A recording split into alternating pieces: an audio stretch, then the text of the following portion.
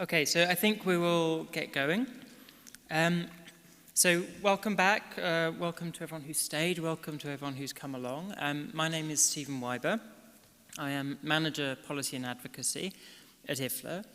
Those who were here just now heard a great discussion with Catherine Styler, a former member of the European Parliament, and Rabi Azad Ahmad, a current alderman at Aarhus City Council. So we had the international and the local perspectives on the value of libraries. Now, they gave us quite a lot of action points. They gave me a lot of action points, so I've got enough to do in the next year. They did also give you plenty of action points. What we're going to try and do in this next session is talk a little bit about the work that IFLA is doing in order to support you in your advocacy, and the tools we're producing, the dates on which you can mobilize, but also hopefully the chance to hear from you, what is it that will help you? Now, we have a number of ways for you to engage. First of all, there are the standing mics, and there will be one roving mic. However, on your app, there is a Q&A button.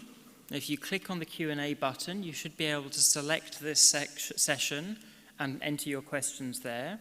For anyone else, if you have not got the app, but you are online, or if you're watching us through the streaming, you will also be able to go to Menti, and there will be a slide at the end with a code so that you can do that. So 3 different ways of asking questions, so prepare them. Anyway, first question, importantly, why are we here? Why do we advocate? Now, pretty simply, it's because libraries do depend on others to do their jobs. We depend on funders, be they government departments or host institutions. We depend on lawmakers, not just in their financial decisions, but in the decisions they take about copyright, around broadband networks, around a number of issues. We also depend on citizens, because at least in democratic countries, it's the will of citizens, it's their choices at elections that decide who decides for libraries. Citizen interest in libraries is a great way of keeping them going, of keeping them strong. So we rely on everyone. Because, as we know, while there are generally positive opinions of libraries, this doesn't always translate into action. There's been some really interesting work done in the United States, looking at the attitudes people have that everyone likes libraries. Every time that someone comes out and says something stupid or negative about libraries, you'll have a barrage of criticism on social media. The case of the Forbes article a couple of months ago that suggested that Amazon could run libraries, it became a complete hot button issue. Everyone wrote in to say how terrible it was, how stupid it was. The article was retracted. However, how to make people act positively, how to make sure that they actually stand up, they invest, they do something, that's a big question. And it's not always easy, because there are other things to spend money on. It's difficult to realize, it's a difficult thought, but libraries are, in effect, in competition with other services. Money could be spent on a hospital or a school. Now, of course, we're not going to argue against funding hospitals or schools, but we do need to say that libraries have their place in the infrastructure, in the institutional infrastructure. It's not always easy, because, of course, libraries don't make money for people. It's not a case of being able to say that we are a certain amount of tax or a certain amount of money. So we have to be smart about the arguments we make. Now, advocacy happens on all levels, and this is because decisions are taken on all levels. At IFLA, we do a lot at the global level, as the global voice of libraries, at the UN, at the World Intellectual Property Organization, at UNESCO. But in fact, most of the decisions that really matter for libraries are taken at the national, at the local level, about funding, about regulation, about copyright. So therefore, it means that we need to be active at all levels. Now, our job at IFLA headquarters, clearly we can lead at the global level, but at the national, at the local level, we're there to support, we're there to help. Therefore, this session is going to be about talking a little bit about what is it that we're providing, what can we do to help you, and hopefully to hear from you how we can help you better. So first of all, I wanted to run through a number of the key arguments, a number of the key issues that IFLA talks about in its advocacy. First of all, that access to information drives progress. So, there we go, what to advocate about. First of all, because access to information drives progress across the SDGs. Now, fortunately, in the 20 targets, the importance of access to information appears more or less explicitly.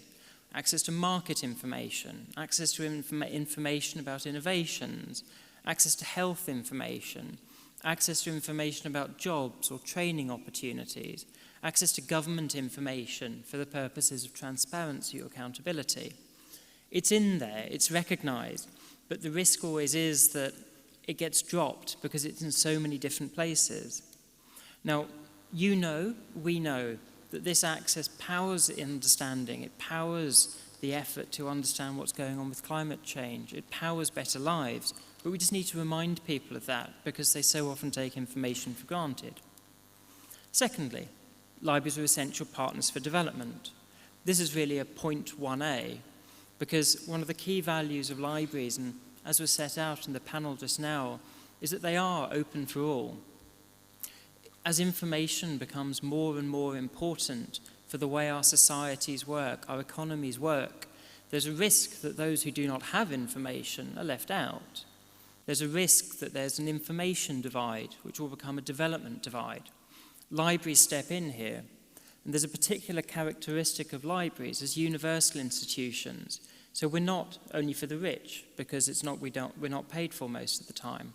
But at the same time, it's not an institution only for the poor, because far too often an organisation purely for people who have lower incomes ends up being a poor service itself. Next, on copyright, which we have to talk about, I'm sorry, this does have a major impact on whether the activities that libraries carry out are legal. Clearly, in too many countries, this isn't the case. We're facing a crisis, arguably. As digital becomes more and more important, existing laws become obsolete because they simply don't deal with digital activities, or they simply allow the rights of libraries, the possibilities for libraries to serve their users, to disappear the minute that you sign a contract. It also isn't well suited to libraries working across borders, to form preservation networks, to save collections that are at risk of sea level rises, to support cross-border research, which we know produces better results. This is why we argue that in the face of tough resistance a lot of the time, it's important not only at the national level, but at the global level, we make meaningful progress towards some sort of international instrument that will not only convince governments that copyright reform for libraries is needed, it will also give them the reassurance that it's legal and will make sure that it's possible for libraries to work across borders. Next, we argue that openness is a driver of equity, progress, and transparency. It's normal that transparency and openness can be difficult. For governments, it can mean additional transparency, scrutiny. It can mean your dirty laundry is out in public. In academia, it's arguably a threat to what has been a very successful and profitable business model up to now, even if this came at the expense of access, not just for people in less wealthy countries, but even for those in richer countries who aren't affiliated to institutions. Libraries are proving themselves to be great places to promote open data, as Catherine Styler was saying just now, and of course have been at the heart of the open access movement. In particular, we need lead organisations, governments, intergovernmental organisations like the United Nations to make their publications available for free. And this does, of course, need to come with sufficient funding to make it viable and high quality. We also argue that preserving and giving access to heritage has to be a core part of our societies, that it's something that makes us strong. Because when a society does not have access to its heritage, it risks becoming rootless. It risks losing its civic and social pride and capital. You also risk losing a valuable source of information for research and even of transparency into the past actions of governments. Therefore, we need to ensure that governments recognise and support the work of heritage institutions, giving them the laws, finance and freedom to do their jobs properly for the benefit of future generations. We also argue that public access in libraries is important. Internet access has become a core part of the library offer in many countries, not just in strengthening existing possibilities to give access to research and ideas, but also opening up new possibilities, new services, such as to e-government. This access makes a real difference, not just to people who don't have access at home, but also to those who do, but don't feel comfortable working on their home computer, don't feel safe doing it. We also need to make the case for libraries, therefore, as part of any overall digital strategy, and understanding that a purely private internet offer isn't good enough. We argue that governments must protect intellectual freedom, both in what they do and the actions of others. The whole idea of giving people access to information is, of course, predicated on the idea of intellectual freedom, partly because this is essential for the creation of works in the first place, but also because you need to have these freedoms in order to make full use of the information you have. Yet, intellectual freedom is not guaranteed. The internet has facilitated expression and access, but has often channeled it through companies which exploit it for commercial ends.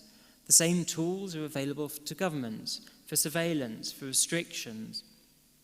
Increasingly, we see governments moving to invade privacy, or to even worse, to encourage private operators to control speech, regardless of the consequences on intellectual freedom. Much of the discussion about copyright has focused on this effort to pressure major platforms to take decisions that governments don't want to do, and as a result, shut down a lot of legitimate free speech. Libraries need to call this out. And finally, linked to this, we argue that in response to fake news, we need to be careful, because it's not necessarily the case that something that is untrue is illegal. As we've seen, it's easy to use the term fake news to discredit political opponents. There's increasing efforts to regulate around fake news and other content, but these raise serious concerns about how simple legislation can deal with what are, in the end, some very complicated questions. Given the problems with a clumsy, simple government approach, we probably need something more trustworthy. Education seems to be the only viable long-term solution. Now, while it won't be perfect, the value of media and information literacy is perhaps clearer than it's ever been, and libraries are logical places to start. So those are our main advocacy, those are the main arguments we're making, but then the question of how you advocate. And I would like, therefore, to invite to the stage Christina Paberta, who's going to talk about one of our most high-profile and really promising tools for supporting your advocacy work and our advocacy work.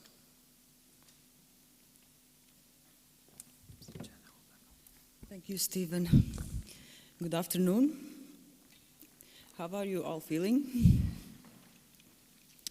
So, continuing from where Stephen ended, so to support the arguments, not only those that Stephen mentioned, but many others that also you do use in your countries. So we are creating the library map of the world. And we are creating it to really have a unique space, a representative source containing many different evidence and data that may support the advocacy. And at this session, I look forward to some of the discussion that we may have at the end, how we actually could start exploiting the library map of the world as a source supporting our combined advocacy efforts. So power your advocacy. So now, tomorrow, the library map of the world will be 2 years old, and we have worked hard with our contributors in every country that engaged in the project. And so far, we do have library data from 125 countries. So you may look up also data from your neighboring countries, other countries in your region to compare and see if this is useful for you. And the good news is that this data now is available for download in the CSV form.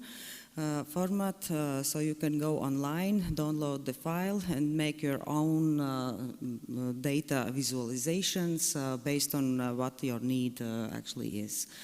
Another way how we can support advocacy is to include evidence, sometimes an anecdotal evidence about people's experiences in libraries, and part on the SDG stories is one place where you can get an inspiration. We are looking forward to have more stories, and some of the discussions that I had during those couple of days in this conference already is very promising, that I can assure you that there will be more and more stories coming out already this year. And later on in the presentation, Stephen will demonstrate how you can actually take those stories and use them in your own advocacy efforts.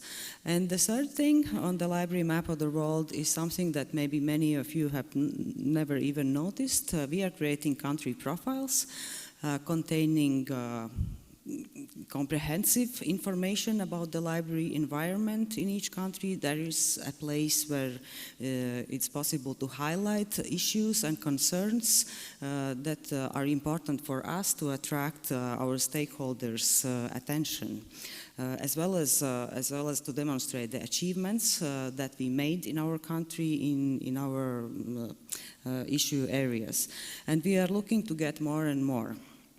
So practically, if we take a look in those three directions that the library map of the world is currently working in, and the data and evidence that we have, so I invite you to start using the library data we have in any briefs you are making, in your own presentations, in your own messaging. And this is not only about the number of libraries, this is also about libraries with internet access. As Stephen mentioned, one of the arguments for us is to really advocate for the open and free public access to internet, and which is in libraries we are playing a big role, right? So for the SDG stories, so there is a functionality which you can use to take stories from other countries to persuade sometimes your funder, your decision maker, and really inspire them to act. And I can share one experience of my own previous professional experience. When I worked in Latvia, we had a global libraries program for the development of public libraries, and so our idea was that we have this very big grant which came from the Bill and Melinda Gates Foundation, but to really make it sustainable, we needed to make partnerships with municipalities, because in my country these were the local municipalities, and still are, which are funding the libraries.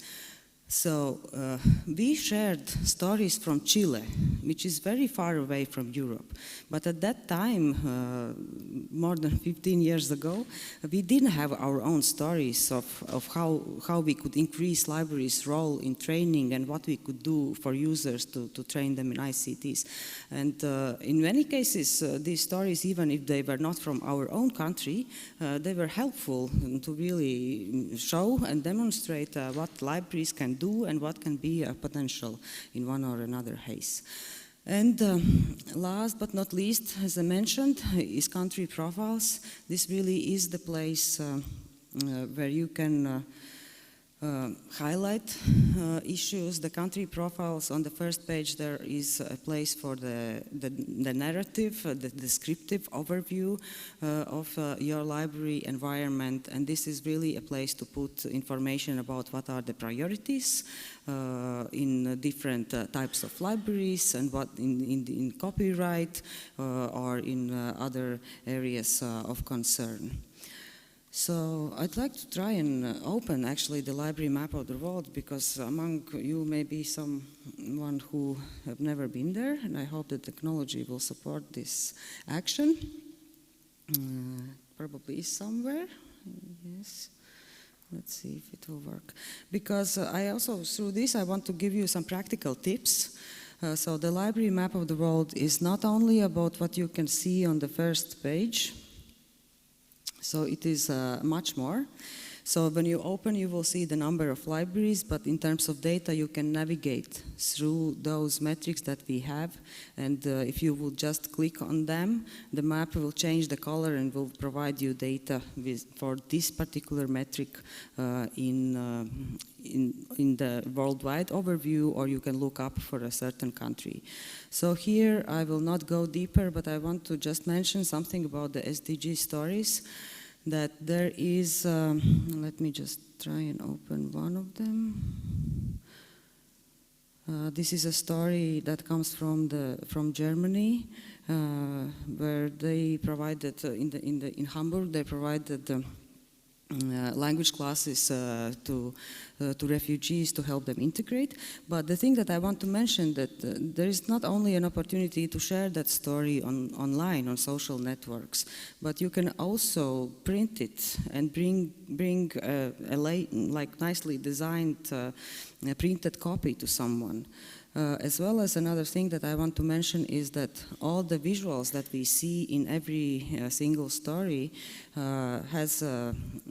so we cleared the copyright. These are Creative Commons 4.0 licenses on those pictures. So I invite you to just take those pictures, download also from the library map of the world and use in your own presentation slides, which can sometimes be helpful. And the same thing is about the videos. So the library map of the world team, together with the communications team, is creating a short video about each story and highlight it on the social networks. But you can also download the video and use in your own presentations, and you can even cut out parts that you like and which are useful for you. So this is, I think it's useful, and I invite you to just try. And another thing is that those stories are also available in other languages. So contributors worked to translate those stories in other language. Doesn't necessarily need to be IFLA official language. It can be any language that is used in a country. So this is not only an international, but should also support your national activities. And the last thing, before I finish, I want to just show you the country profile. If you didn't have a chance online, I will just randomly choose the country. The country profile for every country can also serve as a reference point, because I mentioned the narrative overview, and in this case I opened the country profile of Russia. This narrative is the place I mentioned. You can highlight things that you want to highlight in your country for your stakeholders, but you will also have a summary of the data that you have, plus something that we call contextual indicators, and I will open in another view, which will be very small, but you can open your own devices and try it out. When we click in metrics, we not only have data which we collect about libraries, like number of libraries with internet access, staff, volunteers, loans and users and visits, but in addition, we integrated something that we call contextual indicators that specifically can help you with advocacy in your target areas, because we have indicators imported, the selection of indicators that we think could help in your advocacy from the World Bank databases. So in that way, you can just go to Library Map of the World website and find data on information infrastructure in your country, or on employment, or on literacy. So here I think I could just close the site, and this moved the presentation slides a little bit further.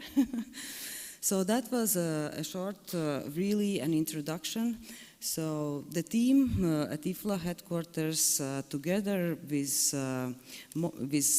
almost 200 contributing institutions, the national associations and national libraries, We are working to create this content and to really enrich and so that it is becoming a representative source of what the library field is about. So it's not only an information resource for us, but it's also a tool through which we can demonstrate what the library field in each of our countries is for our stakeholders and for our decision makers.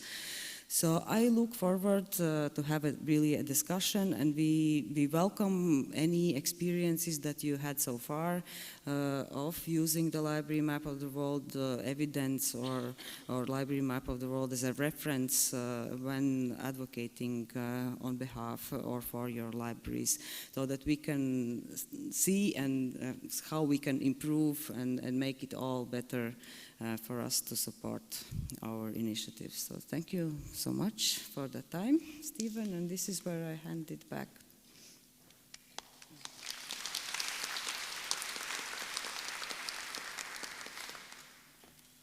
So thank you, Christina, for that. And it's really, just for myself looking through that, what is going to be possible with all that data, comparing what does it look like when you have a well-funded, well-supported library system, an extensive library system, and how that actually correlates with other broader indicators of success, of social, of educational success. It's incredibly promising. So now I'm going to talk a little bit about another tool that we've come out with. Now, this is another major project, because, and it's worth talking about now in particular, because as I mentioned in the highlights session this morning, right now it's the 5th anniversary of the Lyon Declaration. This was agreed in 2014, and it set out clearly the importance of access to information for development, and around 500 organizations have signed on to it. It was a really clear, strong political statement. But of course, there's plenty of declarations, there's plenty of statements out there.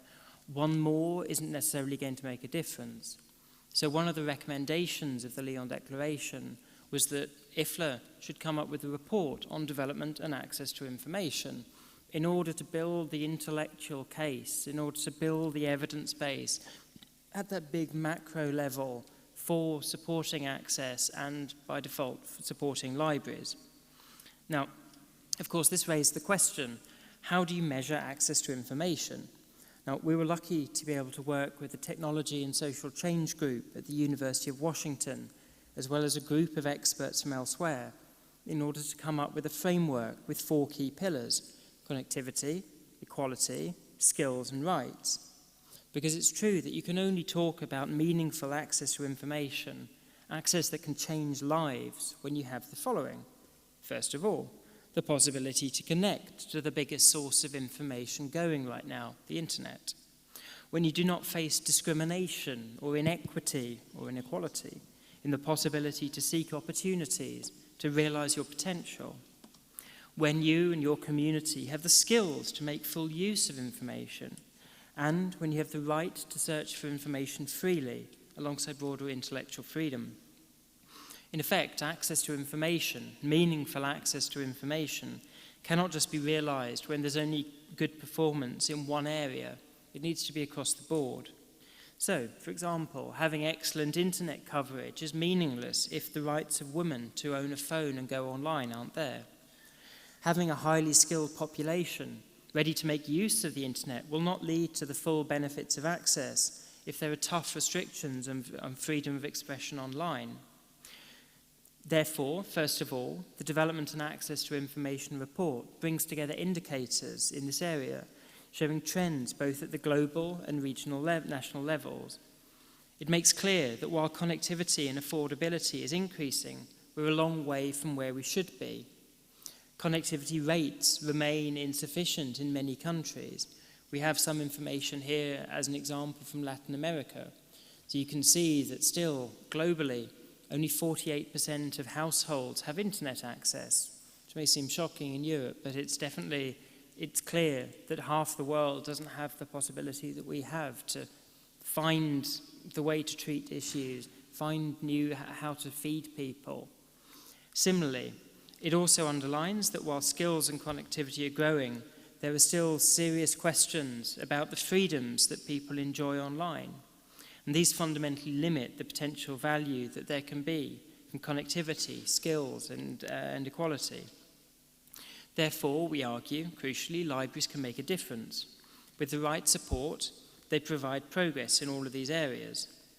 And so, the next thing that the Development and Access to Information report does, building extensively on stories from the Library Map of the World, is share some examples and some narrative on how you can explain particular cases where libraries have got involved and how this has really made the difference, how this has allowed a politician, a funder, whoever else, to achieve their goals and therefore benefit the community.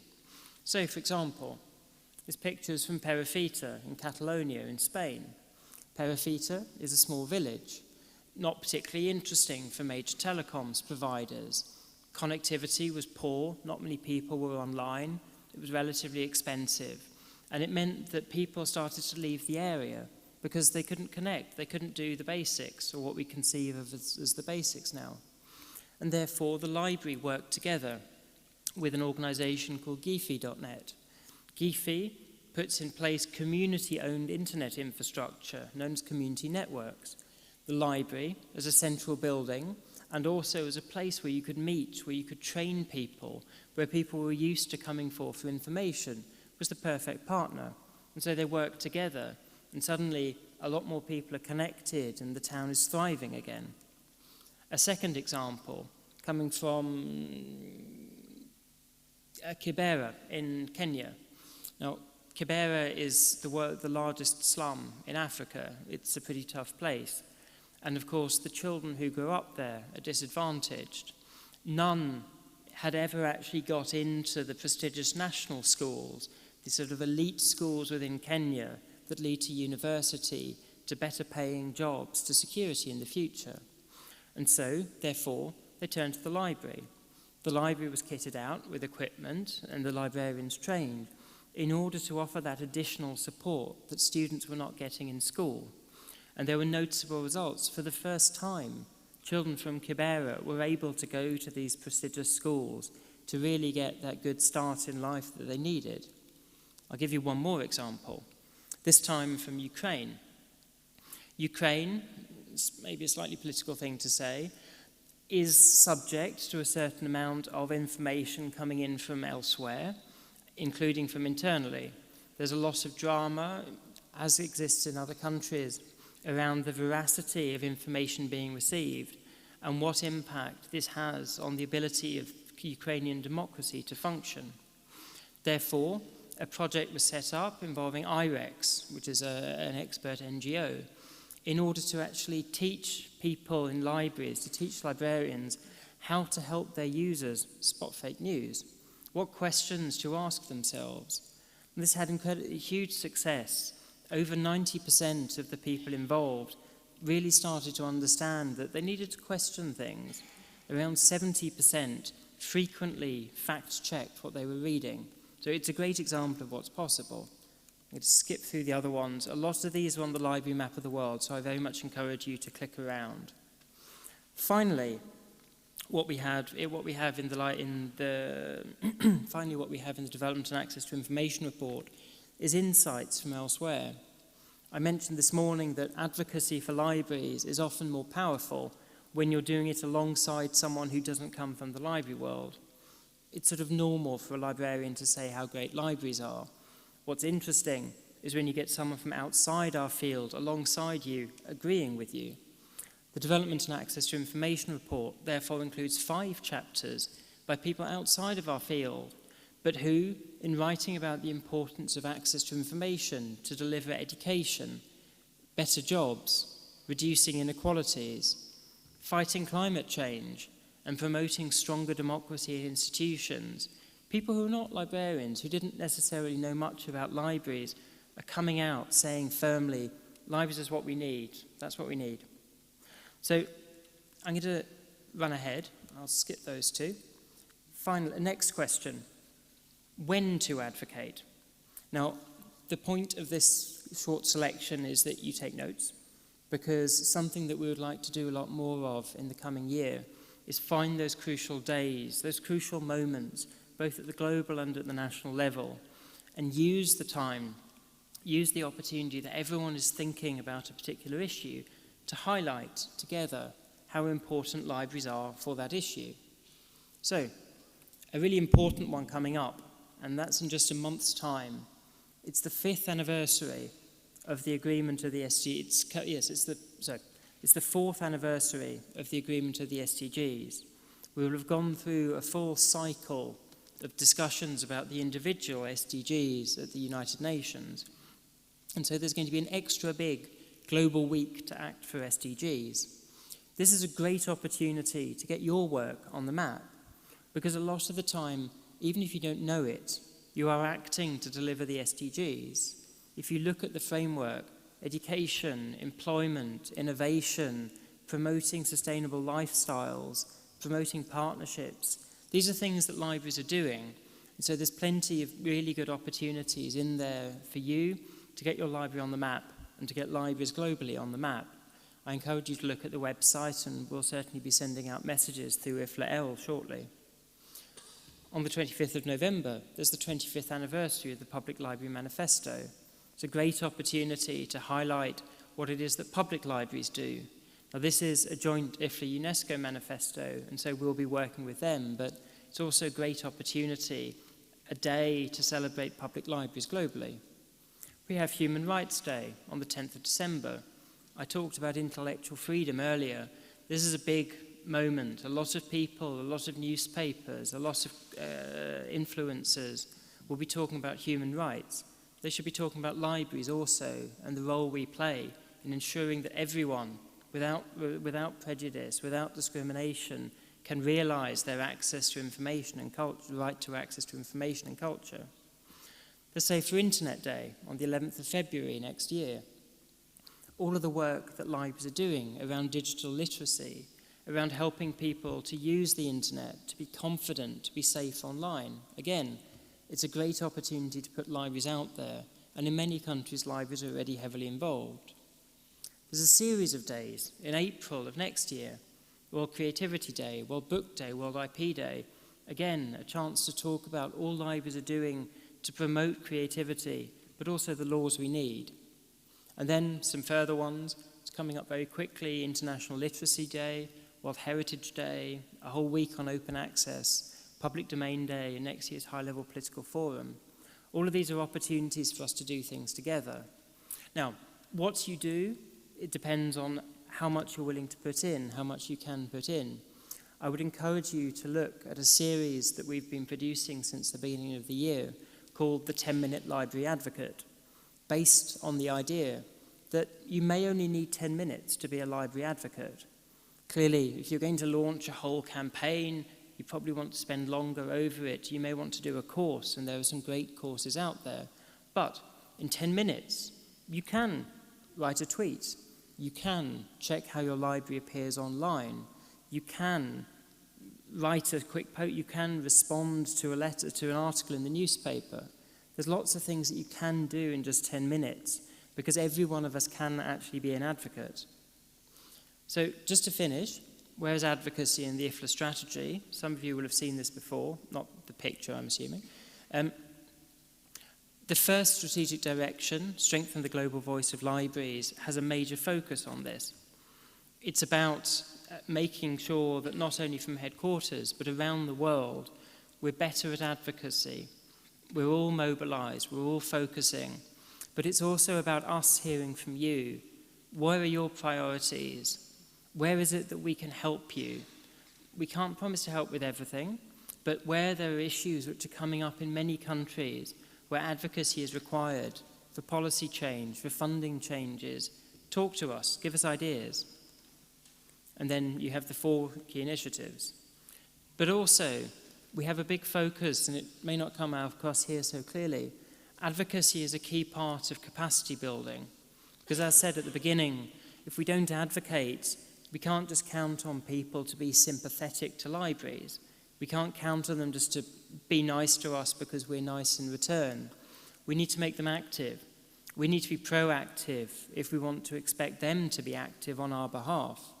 And so a lot of the focus of our work to connect and empower the field to build national and regional capacity will focus on being able to stand up and to speak out.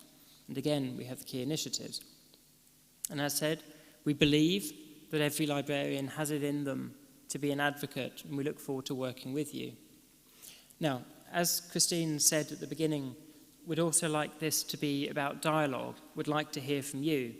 Now, we have a variety of ways of doing this, as said.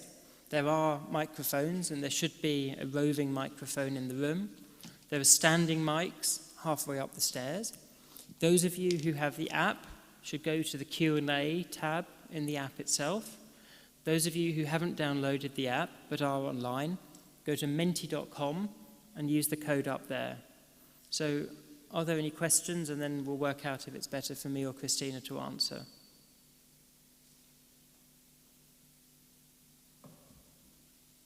We've actually got, I don't know, do you hear me? Yep. Yes, we've got a couple of questions through the app and through Menti. I don't know, I suggest that Stephen, you join us at the table so that we can both look at I really like the question and answers option in the conference app. I think we should use it more, because I don't know if you noticed there that when someone asks a question, you can actually see that question also. And you can vote if you also like that question. So then we can see for how many that question is of concern. So I'll take the question from the app first, because it came in first. The question is how to use it in special libraries. And because the question came in after my presentation, I imagine this concerns the library map of the world. Speaking about the potential of the library map of the world in advocacy, I must say that the SDGs and the Sustainable Development Goals is not only about public and community or school libraries, it is also about special libraries, it is about national libraries, and that's why we invite especially our colleagues from special libraries to think about initiatives, what you are doing for your communities. Would it be a health library serving doctors and in that way contributing to achieving the goals and the targets defined under the SDG, I think it was maybe 8, and try and use that opportunity to engage. And I would simply back that up, as often special libraries will be able to fill in gaps that we have. As Christina gave the example of health libraries, the same will go for libraries working to ensure access to information, better governance. Government libraries, parliamentary libraries have an incredibly powerful role in promoting good governance and transparency. There's so much that you can share. There's so much you can do. And also, as special libraries, you're often in a position to be advocates for libraries within your own fields. So there's another question. Any chance that Moodle will be used as a refresher course and to equip executives of associations to best learn ongoing and past work in a short time, instead of browsing all corners of the IFLA website? Now, you may have noticed as part of the strategy, we are looking to update our learning and development offering. This is work in process. We want to plan it properly in order to make it most useful. However, the new website will be coming out in December. Our goal is certainly to make sure that it's far easier for you to see what we're doing, what we care about, how we can help you in much less time than is currently the case. So the point is well taken. Thank you. So there's another question. How connected with the United Nations is the library map? Can more be done to establish linkages? Well, currently the library map is connected, we think, very directly with the page which is called SDG Stories, and this is from where we start.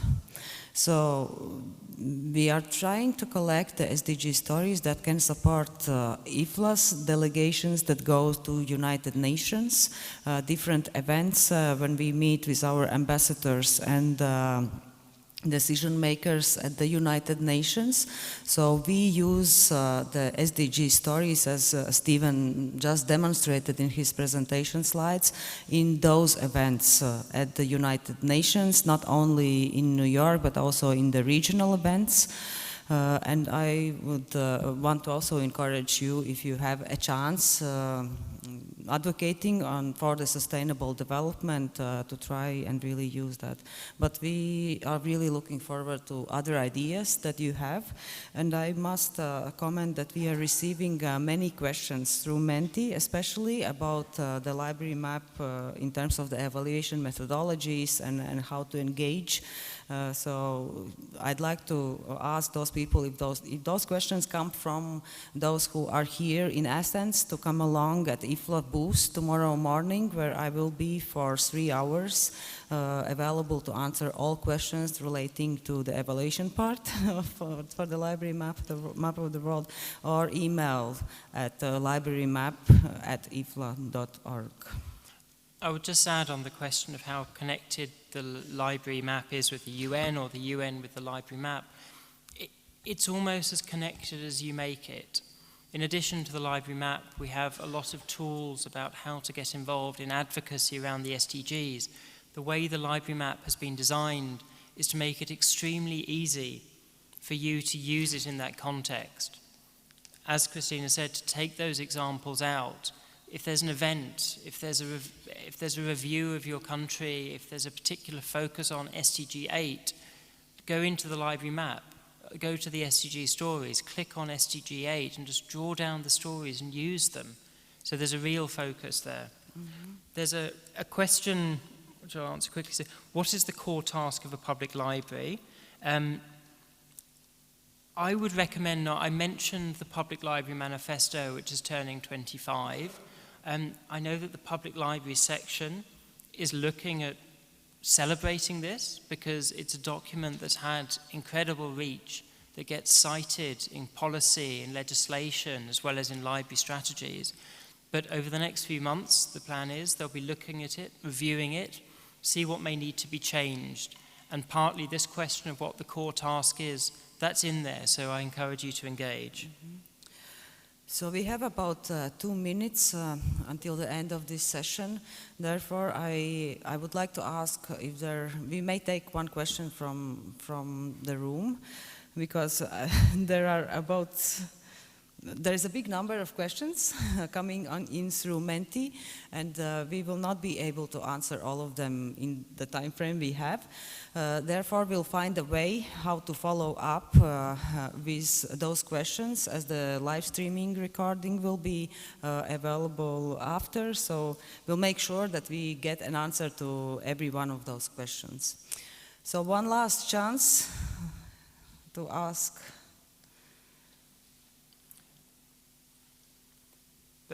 Otherwise, the other, I would encourage tomorrow at 11:45 in this room, if I remember correctly, we have our Great Ideas for Advocacy 2 session, because last year's was really good. And we will have a selection of people who've been doing really good things in the last year on advocacy, really good examples of what it is. What does every librarian and advocate look like? What can you do on the ground? And so we'll be sharing some ideas which will hopefully inspire and engage you. And then, is it Thursday or Friday?